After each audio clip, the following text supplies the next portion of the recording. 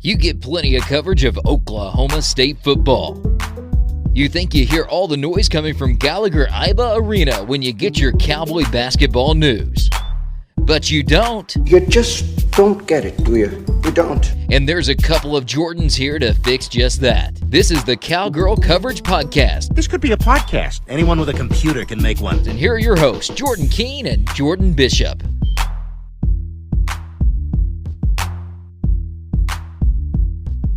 Welcome back in Cowgirl Coverage Podcast, Triple Play Podcast Network. Jordan and Jordan here in the Triple Play Production Studios. Coming up in just a little bit, you'll hear from Charme Morgan.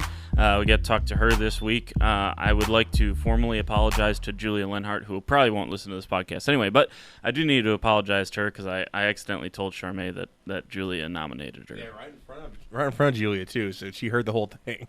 Yeah, it was less than a stellar performance from me on Wednesday or Tuesday, whenever that was. We'll get into some soccer in just a second. Big win to start off. Big 12 play for them against Kansas.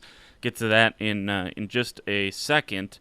But first of all, Jordan, we'll start with what we saw. Well, what you saw yesterday. You got to go out to the Cowgirl Softball Stadium, check out what's now hanging on the wall. I guess I say hanging. They just painted on there. But I guess last night they also got their World Series appearance rings as well. Yeah, it was nice. It felt so awesome being back out there. There's just something so great about the fall weather and being at Cowgirl Stadium. It's just a lot of just great feelings. And it was cool to see them in action again. I know it's fall ball, but it was pretty cool to see them at bat and just to see them all again. And yeah, Samantha Shaw's back in town. She was over at Italy after playing in the summer league, and Macy Montgomery is back in town. Riley Bayless and Maddie Holcomb are both on the staff as GAs. They were there, so they're there to get their rings. It's pretty cool. And overall, it was pretty neat to see John Barkfeld going against his former team. Tiffany Mickelson, who's a career home run leader, or I don't know, record holder at OSU, is now on staff as a volunteer assistant. So some new faces, but still a lot of the same, especially on the playing field. So it was pretty cool to see some of the new influx as well, but also seeing some of the old standbys. Yeah, that's really cool, and obviously last night they got a 3-1 win. You got to see just a little bit. Now you weren't there for the whole thing. You had some you're always a hardworking guy. You had some high school football responsibilities last night, filling in on the sports side of things over there at the News Press. But you got to stay there for a couple of innings. You got to see Haley Busby. I think you got to see Eberly pitch maybe a little bit. Not pitch. I saw her bat though. Okay. Yeah. She has a powerful at bat. Her stance. I think she's going to be a good, maybe not to Show's. I mean, it's hard to fall, but Samantha Shaw did last year, a single season record holder for OSU. But she might, reach those numbers. Michelle Richburg looked good, and she's always looked good at the plate. She looked a little bit better though. Sydney Pennington though, her first at bat, I thought she hit a home run on the first pitch. It was just a little bit foul, but she looks like she's trying to kind of figure out some of the little tweaks that she had problems with last year at the plate, and going against a good pitcher and Shanice Dells too, so it wasn't like you're just playing Tulsa's number 3. So I think they're figuring things out at the plate. Defensively, I think the pitching wise, I saw Kelly Maxwell pitch. That was nice to see her. I never seen her pitch before. I think she has some good stuff. She's more trying to remember. Yeah. She's more of a kind of a Samantha Clakley type. Where she likes to use her defense to help her get outs. She can get strikeouts if she wants to. She's more of a control pitcher.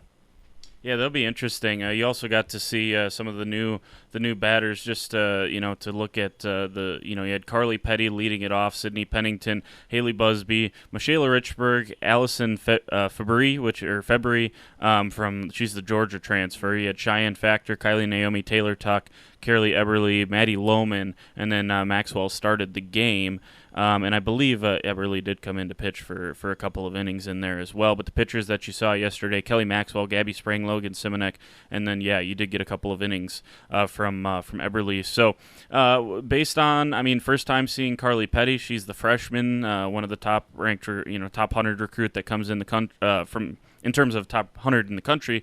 She comes in this year one of the top recruits coming in for Coach Kenny Gajewski. You see Haley Busby. You see Fabry or February, however you pronounce. I'll get that right a little bit later on.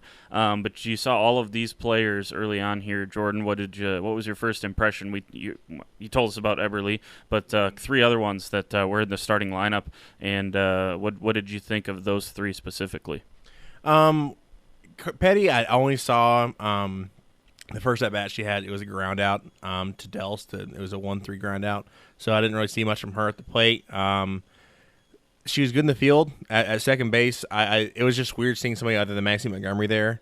But overall, I think she looked good in the field. The one that impressed me most, though, in the field was February at first base, because usually first base, and they'll be fine with me saying this, the past couple years, Jessie Hoffner, we'll say she wasn't the most mobile of first basemen. Samantha Schau wasn't the most mobile for a first baseman whenever she played. And then Richburg, she's a bit more mobile, but she's now in the outfield. February is one that can get around the infield a little bit. She plays really good defensively, so I think that's going to be a different look there for the Cowgirls this year. Busby has the weirdest looking batting stance I've seen. Because at first I thought, okay, she's just stretching her arm or something or whatever. No, because she stands straight up, like a board, then holds the bat like straight in front of her, like almost at chin height. And I'm thinking, how will she get power off of it? She obviously does, but it's one of the weirdest stances I've ever seen. So it was different looks, but I think overall it will be a learning curve with Petty. Obviously leading off, you're replacing Riley Bayless is hard to do there at the leadoff spot, but I think overall they'll be in good hands. When you, Carly Petty, one of the top recruits in the country. Welcome on in. Replace Riley Bayless, and then before her it was Vanessa Shippey. Good luck. Yeah, definitely. And then plus also replace Madison Montgomery at second base, which you played third base in high school. Now you got to move over to the infield. Yeah, Carly Petty, by the way, from Southmore, just based on pulling her profile up here. So she's from Southmore, freshman, and looks to be the tabbed at least the early leader here for the leadoff spot. That'll be kind of interesting. Yeah, you mentioned Sydney Pennington. If she can get going, and again, that 2-hole last year was phenomenal. Sam Schau was awesome last year. If Pennington can be 3/4 of what Schau was, you're going to be a really dangerous team. Busby is someone who hits for power. She very rarely strikes out, going back to her time at Virginia Tech. Virginia. She was the Virginia transfer. Eberly, the Virginia Tech transfer. But going back to her days at Virginia, Busby barely struck out at all. Richburg, we know she provides a ton of power. Fabry, don't know a ton about her offensively. And then obviously Cheyenne Factor, Kylie Naomi, we know what they can do. And the rest of this lineup. I think it'll be interesting to see if Eberly is a big player, a big factor on the offensive side. Because when the transfer happened, it was kind of this isn't necessarily Sam Schau. Sam Schau was kind of someone that you knew was going to come in and contribute in a huge way on both sides. Eberly, is going to be one of your great pitchers. I saw a tweet from the account yesterday, called her the ace already. Yeah. So, I think that tells you where they feel she is in terms of her pitching. I don't know if she brings the same sort of, acumen as Schau at the plate, but she doesn't have to, right? There's people who should be able to, when you look at this lineup, there's people that should be able to step up. Yeah, especially with, the transfer you have coming in, but also the people you already have. I mentioned Pennington. It looks like, I know it's just fall softball, she maybe has figured out some of those problems she had at the plate. She looked a bit better, more confident up there. Cheyenne Factor obviously is very confident up there, and she's only a sophomore. And Kylie Naomi, I know the plate was kind of not the best last year for her. She's definitely in the lineup for her fielding ability, which she was still phenomenal yesterday. But I think she's getting better. I'm interested to see how they use the 9-hole. I think yesterday it was Taylor Tuck, who's the catcher. I don't think that's going to be the catcher position for them during the order this year, because we know Raquel Dominguez can hit. Mackenzie Thomas usually gets hit for. I don't think I've ever seen her actually I've seen her maybe a one at bat. I think she drew a walk. So I think that's going to be interesting to see. But overall, you're right. Eberly doesn't have to do what Schau did. She doesn't have to try to carry the offense. She has a lot of weapons around her. If she just gets on base or maybe just drives in a run every once in a while, I think they'll be all right.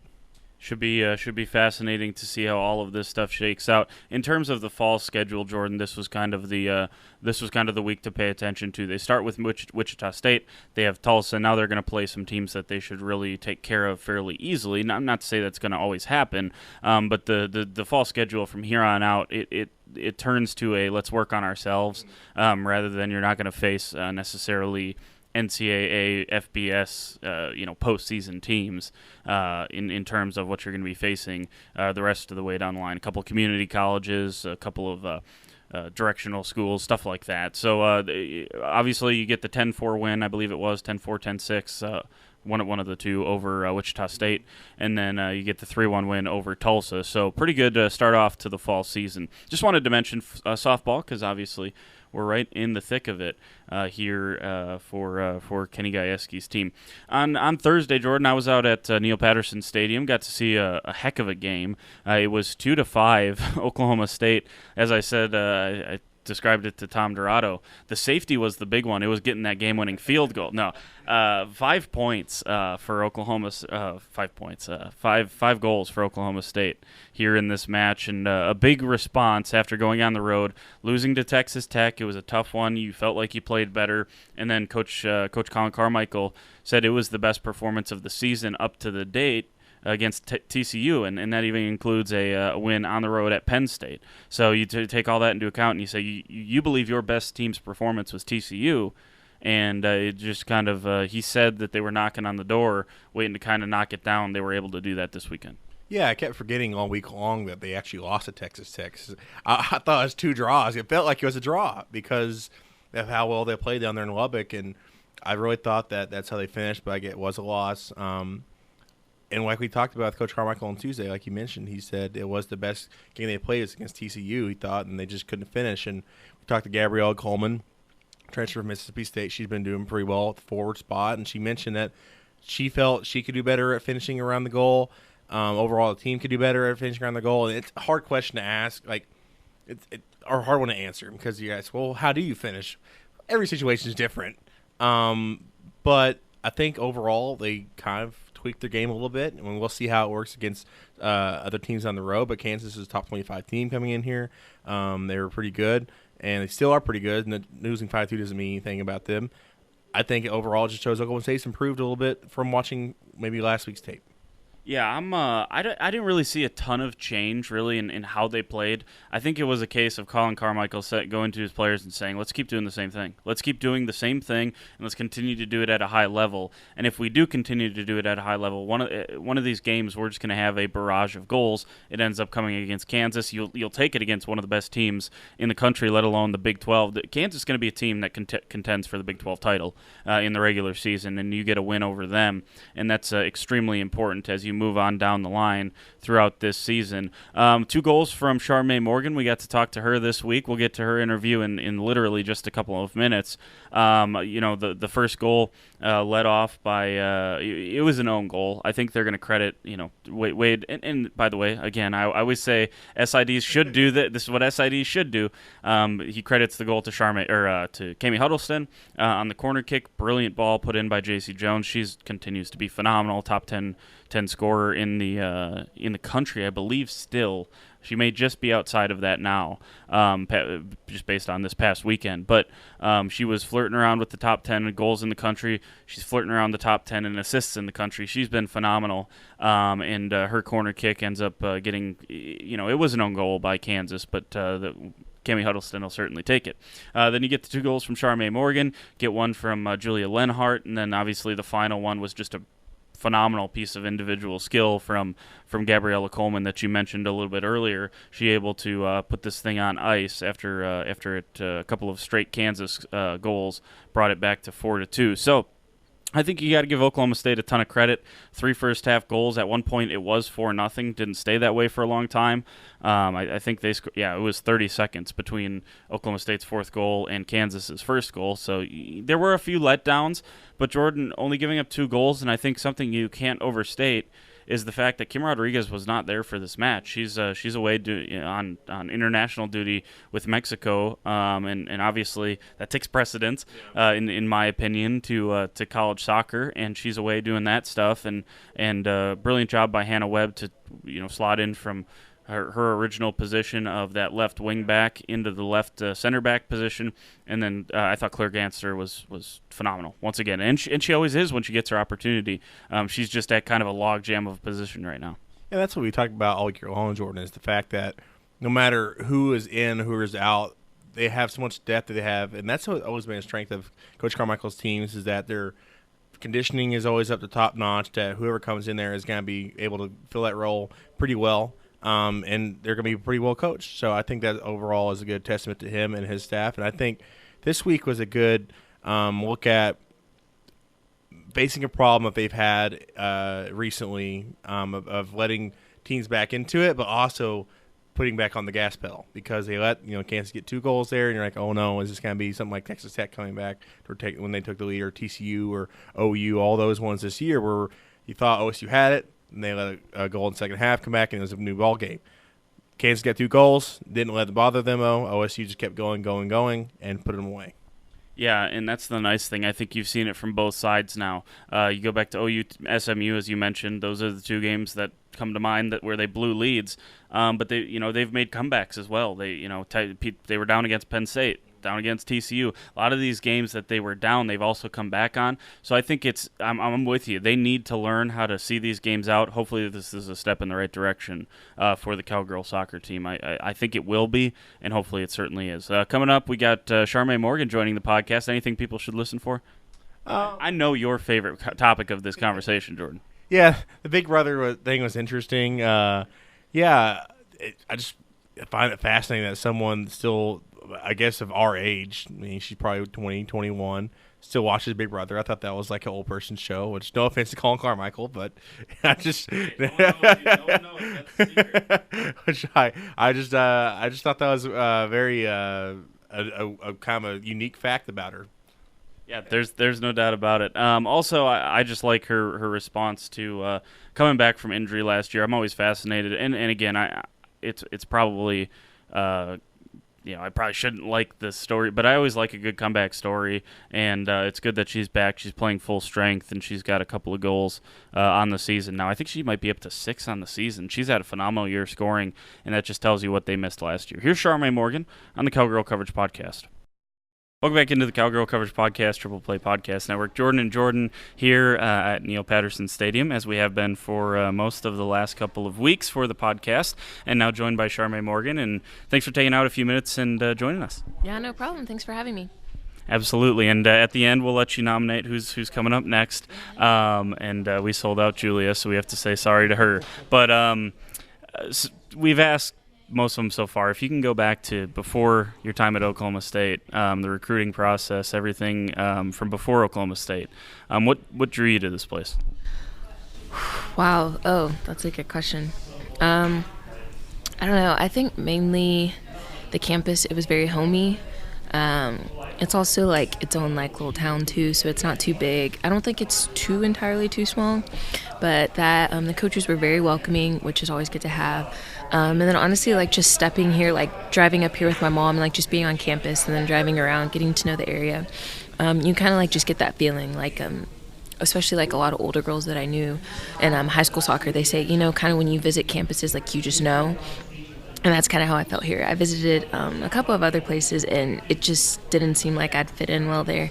But coming here, I felt very welcomed, and I just really loved it. And then it's not too far from home either, so my family's able to come up and see me whenever.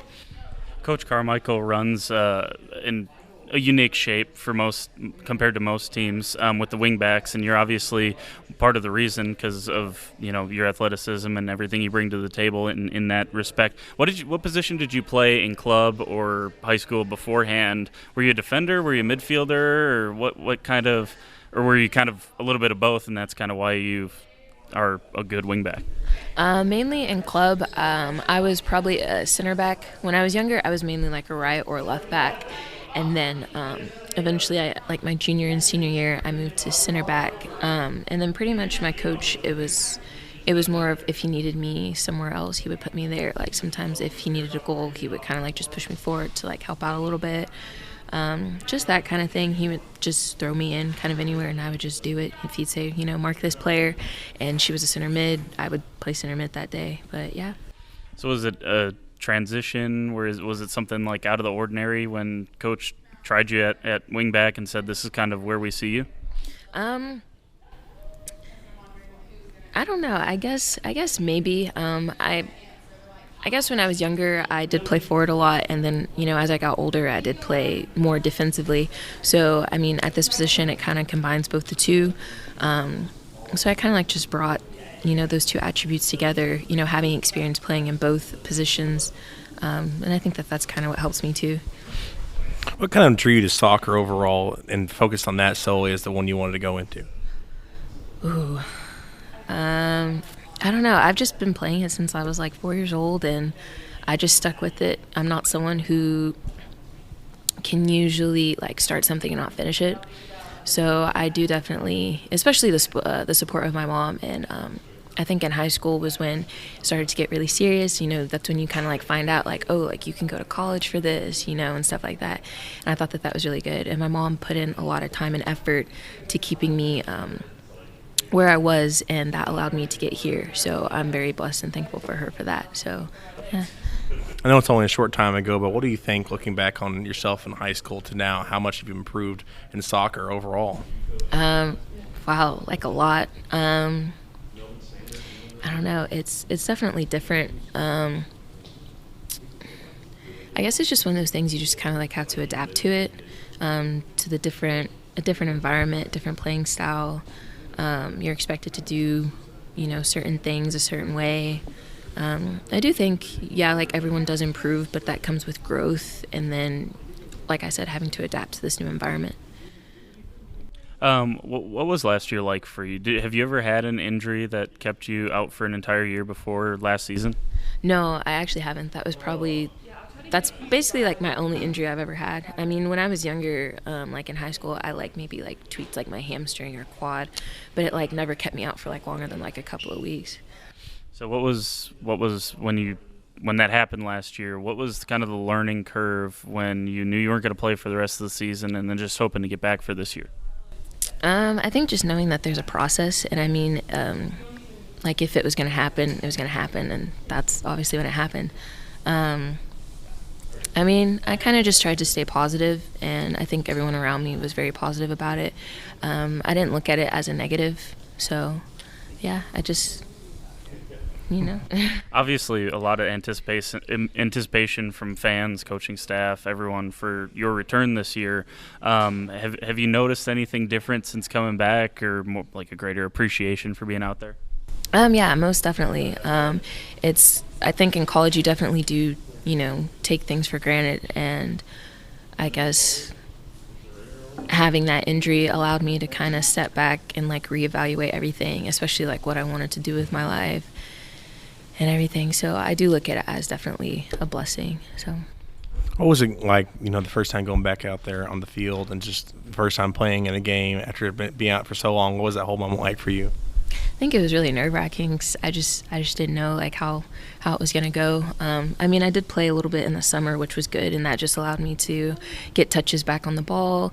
But coming back and having to play a different way, and obviously having to run up and down the field, and then just doing my part for the team, I was definitely very nervous for that. But I think I had the right support system, so I eventually didn't have to worry as much, What's kind of overall your plan for soccer? You want to go pro at all? Like, what's kind of the overall outlook for you? I think that's definitely something I do want to do, because I know when I get older, like when I'm like 30 or something like that, I will definitely look back and hate myself and like regret it if I didn't do it. So I think it would be a great experience to do, and it is something that I would like to do, maybe go overseas, or if I could stay in the States, that would be fun. But it's something that I do think I do want to do. Have you played in the WPSL during like the summers? Is that where you play, or are you in do summer soccer somewhere else? Yeah, the WPSL team, I started my sophomore year, and I played with JC. So, yeah, I've just been doing that the past few summers. Yeah, just traveling back and forth from here in the city in the summer, so, yeah. What is the growth just since you've been playing for that league? Obviously, it was a big deal. They got to play their Final Four here this summer, and the growth of the league seems like it's just been tremendous. Mm-hmm. Yeah, I think it's a great opportunity for anyone who wants to improve on certain areas, and I think that's mainly what I used it for and took advantage of that, especially because, like, the coaches, I don't want to say like they're too laid back, but though they're great supporters, and they kind of like just let you play, which is good, and it allows you to get, like I said, touches on the ball, and if you're someone like me, whenever I was coming back from an injury, it does allow you to do that and to kind of I don't know, how do you say, like, just kind of prepare you for going into that preseason, You mentioned possibly playing overseas. Is there a bucket list for any place you want to go, or any types of places? I've been thinking about France. One of my good friends, she used to play here. One of my best friends, Lorraine Trustfield. That's where she's at. So we always like joke about it. I'm like, Lorraine, I'm coming to France to play with you, and she's like, yeah, get your passport, like all that kind of thing. So that's definitely one of my places. But we'll see, what there is to offer when that time comes. Have you had any vacations to this point going overseas at all, or would that be your first time going over there? I'm sorry, what was the question? Have you ever been over, like a long-term vacation like that? No, I actually have never been like overseas on vacation, but I think this spring break I might actually go over there to visit her and our other teammate Kumba, and then one of our other friends, Christina, who's now in New York. I think we might go over there and just do like a girls' trip. So, yeah. Fun. Outside of soccer, what are you studying? Is there something outside of soccer after you graduate that you want to pursue? I still have no idea. I mean, I have like a few options. I'm actually a nutritional science major and an allied health option. So basically I can do anything kind of medical. If I wanted to, like, I could, further my education, go into like go to med school, PT school, or anything like that. As of right now, I think if I were to stay, I would probably maybe do nursing school. I don't know for sure yet. But I do like working with, older adults and the elderly. That's where my mom works at, so I wouldn't mind doing that. I don't know, maybe something nutrition-wise, like with kids or something. I'm not too for sure. But, yeah, I just like to tell myself I have time, but I don't know. You still got time for Big Brother every week, though. So we found out last week, how did you kind of get into that, watching that show, and what overall intrigues you about it? Oh, my gosh, wow. I think it was the summer I think the summer going into my freshman year, I was just clicking through random shows. Maybe it was the year before that. I think it was the year before that. I was just clicking through like random shows, and I saw like this advertising for Big Brother, and I was like, this seems kind of interesting. I don't know, watch it. And I used to watch The Amazing Race, so like that would come on. I think that would come on before it or something like that. So I just started watching it, and I don't know, it was just really cool. And then I don't know, it's not your typical reality TV show, it's not like The Bachelor, and it's not like X on the Beach like on MTV, like there's like a gameplay, there's a strategy, people can turn on you, like you just never know, and it's very unpredictable, and like Julie Chen says, anything's possible. So it's kind of like, is there have the alliances and people form, kind of that. How would you go if you got on the show? I know you said you might want to apply. How would you play the game? Would you have a lot of alliances with the people, or would you kind of go lone wolf it? How would that go? I think that I would kind of be kind of like just how I am now. I would be kind of laid back and like just observe and watch, and then know who I can trust and who I can't. I think maybe I would have like some low-key like alliances with certain people, but I think I would just try to not make myself like a big target. Like play and like win when I need to win, and just sit back and throw it to someone else when I need to. So how about if you got in there and Colin got in there as well, and this, how would you beat him if it got down to you two? Oh, wow. Is he in here? Oh, okay. Well, typically the older people go first, but if it were to get down to that, I don't know. I think I would. I mean, he's a great speaker, and usually when it comes down to the final two, it's who can kind of persuade you. So I mean, he might have me beat there, but I think the physical competitions I would definitely get him. So, yeah, I guess it just depends. But There you go. We always talk about on this podcast just kind of what it's like to play Oklahoma State because of the female athletics here. The programs are doing so well right now, and obviously you're getting all this. Overall, what is it like playing here, and then how do you see this program going into the future? wow, I think this is like a true blessing. I mean, I know a lot of I guess other women's soccer teams like don't have this opportunity to have this great stadium and just all the opportunities that we do have. Like I have friends that play at other schools, and sometimes they're just like, man, I wish we had this, and I was like, that's weird, we have that, so obviously like very grateful for everything that we do have. I do see the program. I think it's just it just keeps building and building, and each year you get new recruits and very talented people, and I think that that just draws in even more talented and more creative people. So I think that it's only up from here. So yeah, and Colin, Justin, Karen, and Michael, like they do such a great job. So I don't see anything less happening. So Have you seen the game of soccer just grow even from whenever you were playing as a girl to now, and hopefully into the future as well? how do I see the game? Yeah, like the pro game, just of women's soccer, how you see it growing in the next couple of years. Oh, wow. I think it's like really taken off, especially with how the Women's World Cup, how that's happened, and just the success of that. I think a lot more people are starting to pay attention, which is good because, I mean, like, we are athletes too. I mean, we work, just as hard, and, we have to sacrifice just as much, as, other sports that do, get that recognition. So I think it's getting there, yeah. Have a favorite player at all? Oh, wow. Shoot. I like Crystal Dunn. I like Jessica McDonald too. She has a great story, very great story. She had like a knee reconstruction or something like that, and like was told that she was like never going to play soccer again, and here she is like on the women's national team. So I thought that was really inspiring. Obviously, yeah, like Alex Morgan, the usuals. Like they're always everyone's favorite. So yeah. Just a personal question I've been asking everyone. Do you watch European soccer, and do you have a favorite team? I actually do not watch European soccer. Better than saying Manchester United.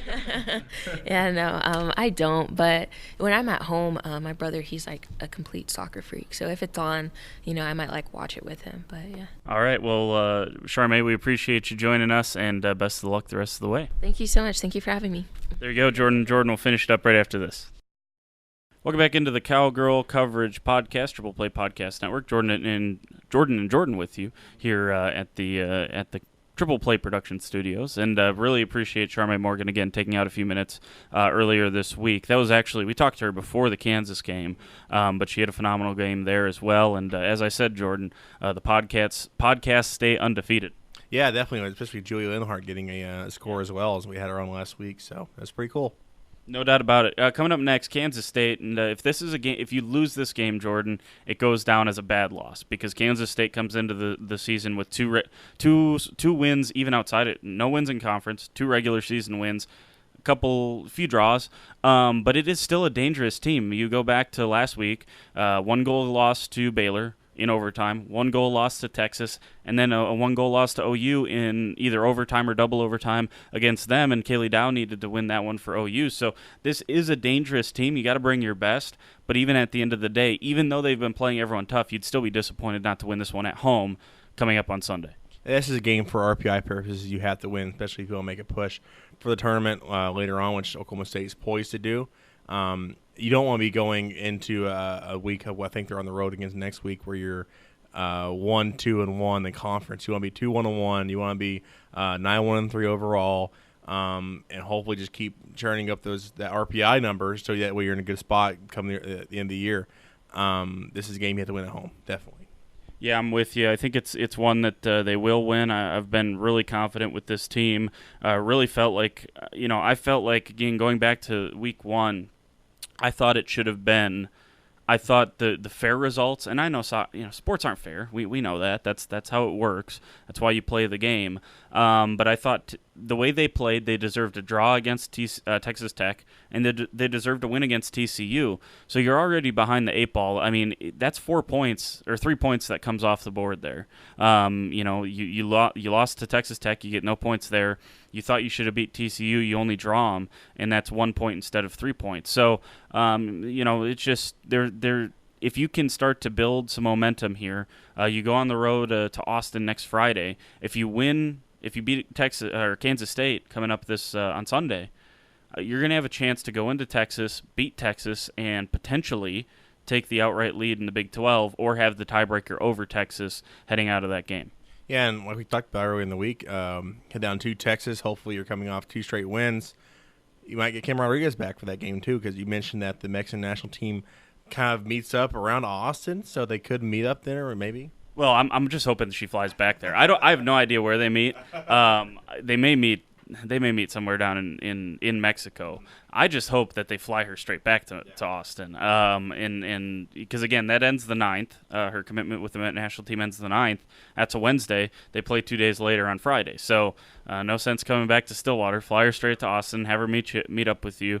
As long as she doesn't pick up any injury, and God forbid that happen over there with the Mexican national team, she should be all set to go. And it's not like she was just sitting on her bum when she was out there. She wasn't just screwing around. She was playing soccer down there, and so as long as she doesn't have any problems with the flight or anything like that, any problems with the travel, I say hopefully she just flies straight to Austin and lines up with the Cowgirls to beat the living out of Texas. I'd like a nice dominant win at Texas. Obviously, you'd take a 1-0 win, but I wouldn't mind putting a few past Texas.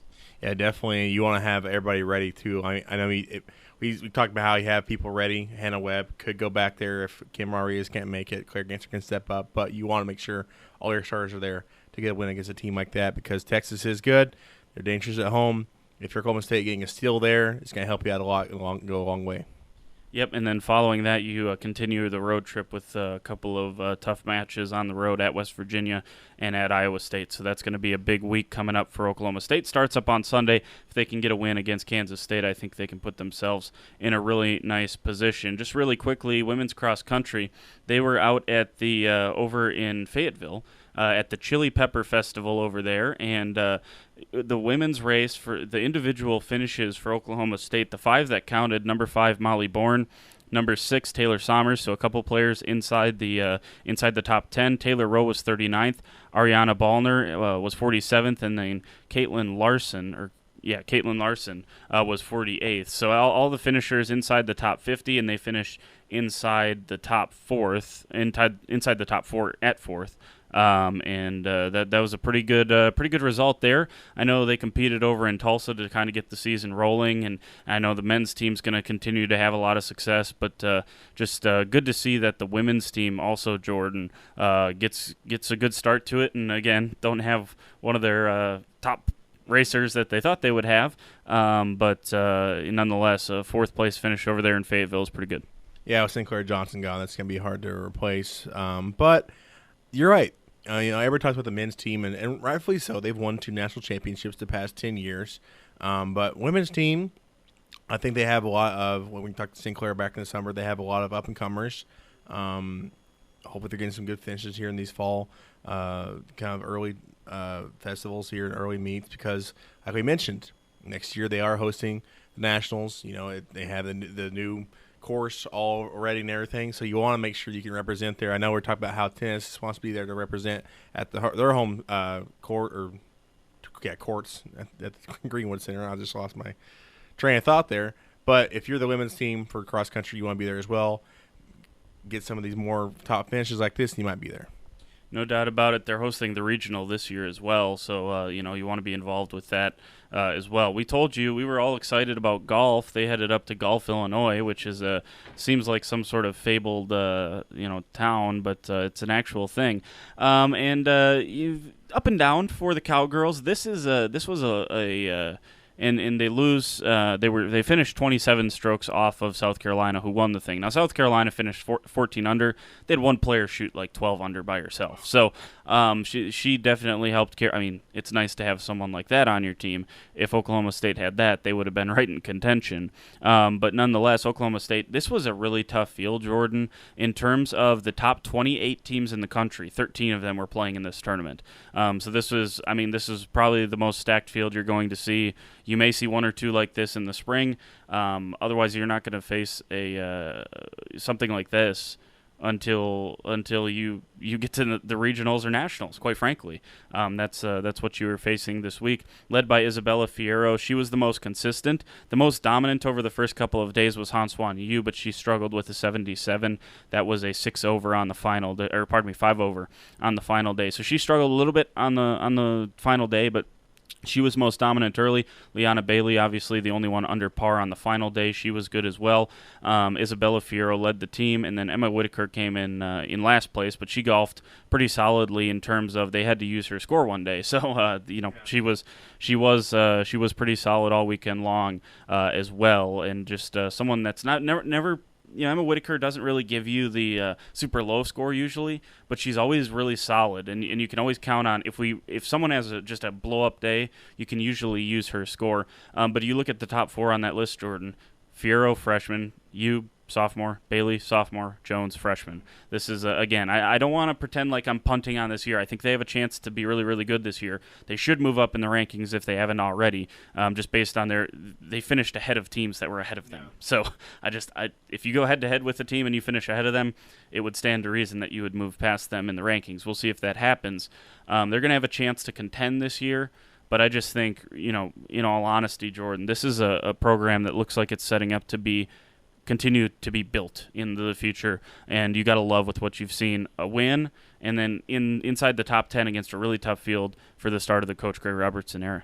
Especially having a individual in Isabella only finished 9 off of second place. I think that's pretty promising for you. And Haley Jones, I know she was the talk of the town after that first tournament, which rightfully so. She kind of just had a breakout there, but even though she finished tied for 42nd in this one, she kind of maintained a consistency too, just like Emma Whitaker. She didn't really have a bad day. I mean, she finished over par every single day, but she was kind of around the same spot. It wasn't like she just one day went out there and just couldn't hit anything. So she isn't going to hurt you. I think I compare her more to a Victor Hovland. Maybe she won't have a boomer bust, have Matthew Wolf type play, but she won't also hurt you as well. She's going to maintain consistency. Big shoes to fill. You're calling her Victor No, I'm just kidding. I'm putting words in your mouth there. I'm putting words in your mouth. But no, I'm with you. Haley Jones has been tremendous. And again, we talked a lot about Isabella Fierro. Again, not going to talk about the Maya Stark situation since we have no idea what happened there. But we kind of overlooked Haley Jones, and she's been terrific so far this season. So you got to give her a ton of credit. By the way, Kent State's still in the top 5. So Greg Robertson, you know he wants to be here because he left a ton of talent over there at Kent State. I didn't mention that to say like, look at Greg. I'm just saying he left a lot of talent there, so you can tell he wants to be here at his alma mater. I'm glad he's back, and it looks like he's got things headed in the right direction for this program. Yeah, I was just thinking, just came up with an idea, maybe next couple of weeks we can try to get old Stephen Howard on the phone, see if we can get Haley Jones or Isabel Fierro, one of them on the podcast, to have our actual first Cowgirl golfer. Yeah, heck yeah. Or even Han-Swan Yu or Liana Bailey. I mean, either way, anyone really would be phenomenal. So coming up, they got a little bit of time off, I do believe. What is today's date? So they got about a week. Next weekend they will take on the Betsy Rawls Longhorn Classic, and I'll when they post that stuff next week, we'll get you the field and everything that goes along with that. Should be a nice field down there in Austin, Texas, though. Texas, one of the top teams in the country, has one of the top 5.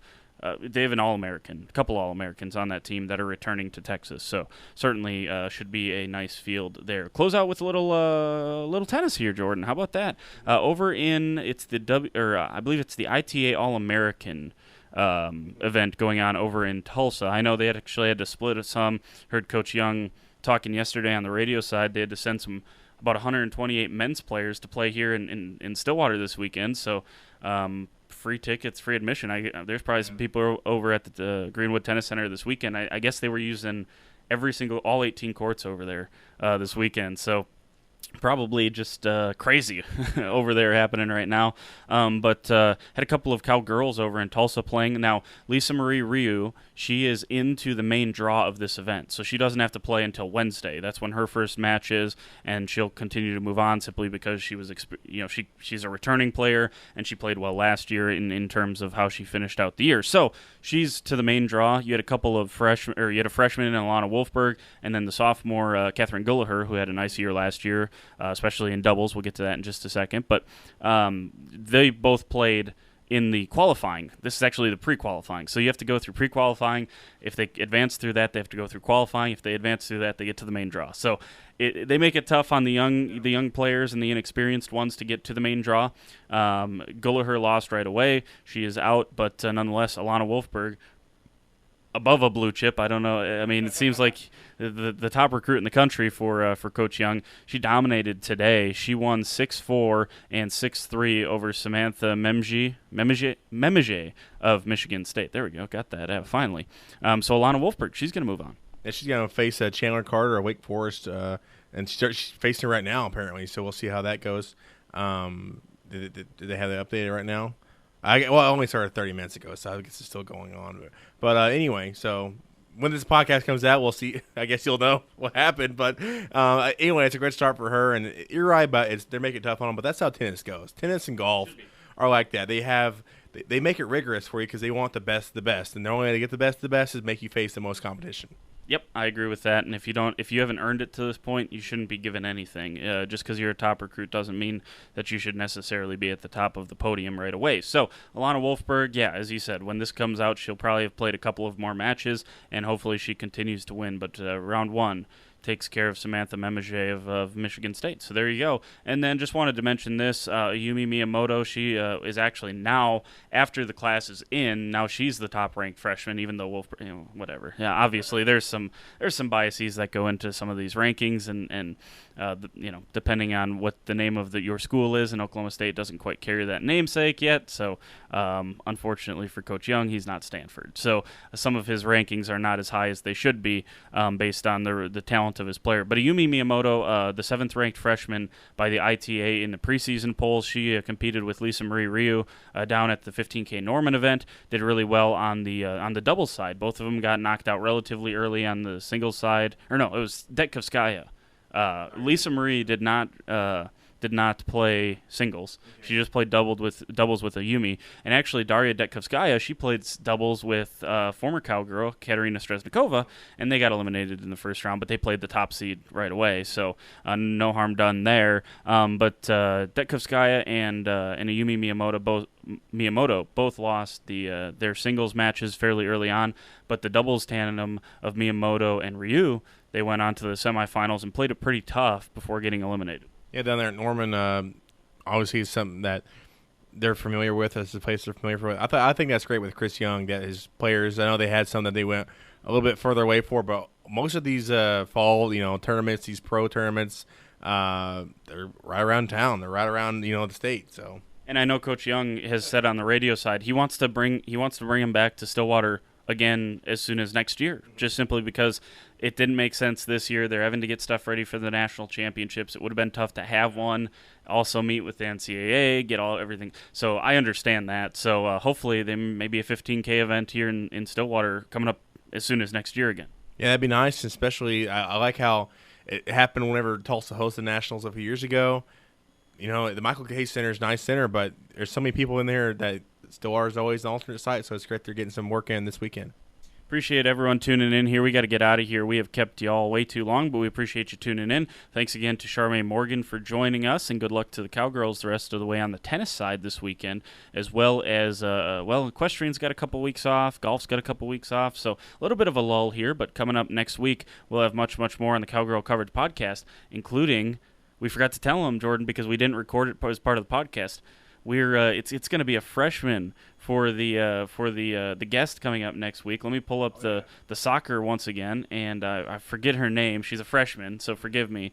Megan Haynes. I remembered it right there as soon as I pulled the roster up. Megan Haynes was nominated by Charme Morgan. So Jinx High School. So the local player. So we'll see. She probably watched the Cowgirls growing up.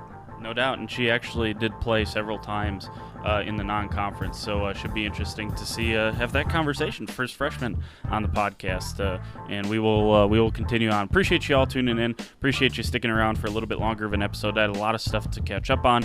We have successfully done that. We'll be back with much more next week. This is episode 34. Looking forward to 35 next week, Jordan, and appreciate you. We'll catch you then. Yeah, definitely. There you go. Cowgirl Coverage Podcast, Triple Play Podcast Network.